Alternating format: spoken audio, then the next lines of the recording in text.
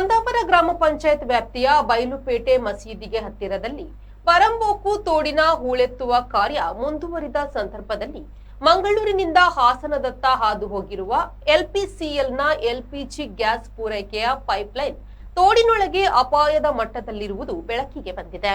ಇದರಿಂದ ಅಪಾಯ ತಪ್ಪಿದ್ದಲ್ಲ ಎಂದು ಗ್ರಾಮಸ್ಥರು ಆತಂಕ ವ್ಯಕ್ತಪಡಿಸಿದ್ದಾರೆ.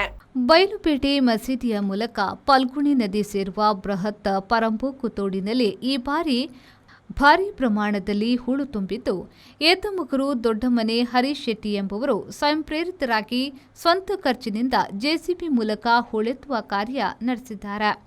ಈ ವೇಳೆ ತೋಡಿನೊಳಗೆ ಅತಿ ಮೇಲ್ಮಟ್ಟದಲ್ಲಿ ಹಾದು ಹೋಗಿರುವ ಪೈಪ್ಲೈನ್ಗೆ ಹಾನಿಯುಂಟಾಗಿದೆ.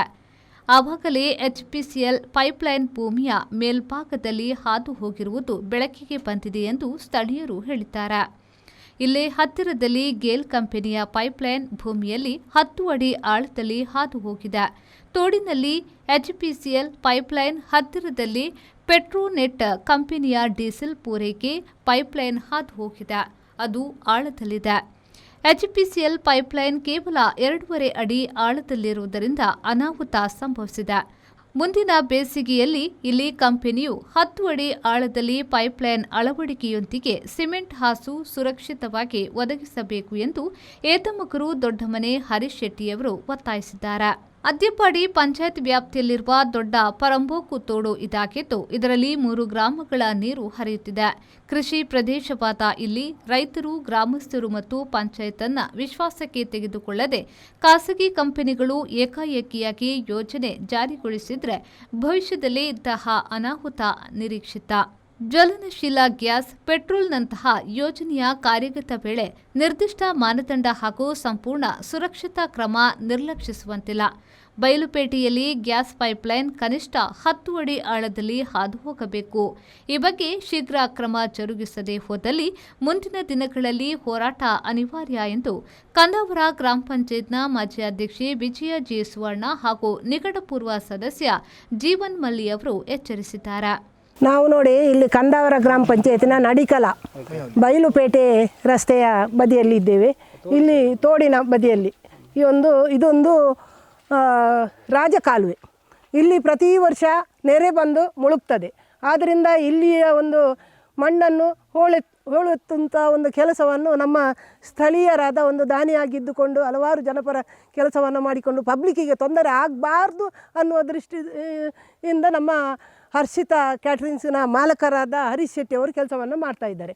ನಿನ್ನೆ ಕೆಲಸ ಮಾಡ್ತಾ ಇರುವಾಗ ಇಲ್ಲಿ ಪೈಪ್ಲೈನ್ ಮೇಲ್ಗಡೆ ಇರುವುದು ಕಂಡು ಬಂತು. ಈ ಪ್ರದೇಶ ಒಂದು ಕೃಷಿ ಪ್ರಧಾನವಾದ ಒಂದು ಪ್ರದೇಶ. ನಿಜವಾಗಲೂ ಎಚ್ಪಿಸಿಎಲ್ನವರು ಏನು ಅವರು ಪೈಪ್ಲೈನ್ ಮಾಡಿದ್ದಾರೆ, ನಿಜವಾಗಲೂ 10 ಫೀಟ್ ಆದರೂ ತಪ್ಪಿದರೆ ಒಂದು 5 ಫೀಟ್ ಆದರೂ ಅವರು ಡೆಪ್ತ್ ಹಾಕಬೇಕಿತ್ತು. ಇಲ್ಲಿ ಮೇಲೆ ಹಾಕಿಕೊಂಡು ಹೋಗಿದ್ದಾರೆ.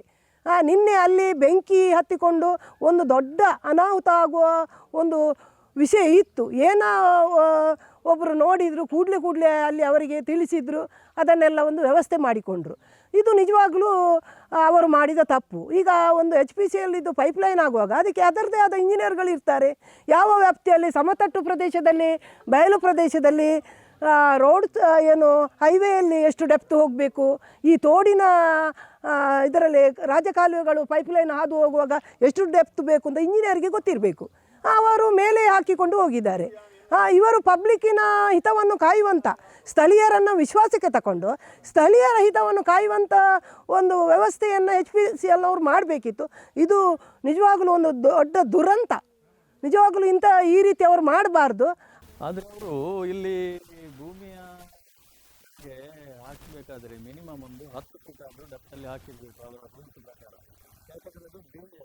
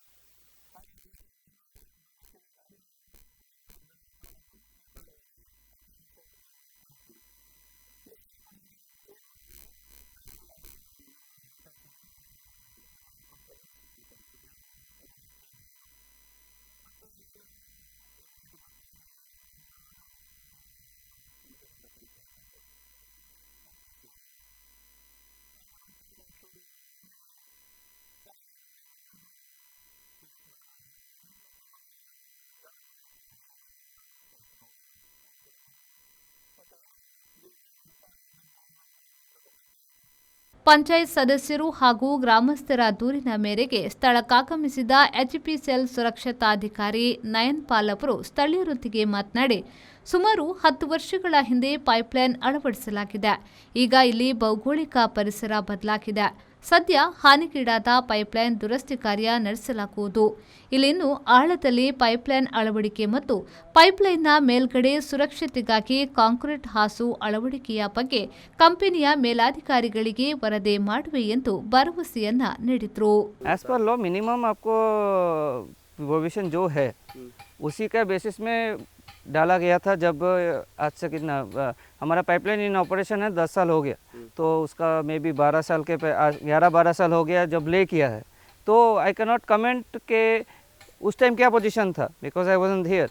बट एज पर जो अप्रूव ड्राइंग है, गवर्नमेंट अप्रूव ड्राइंग जो भी अथॉरिटी है वो अप्रूव ड्राइंग के हिसाब से ही ले किया गया था.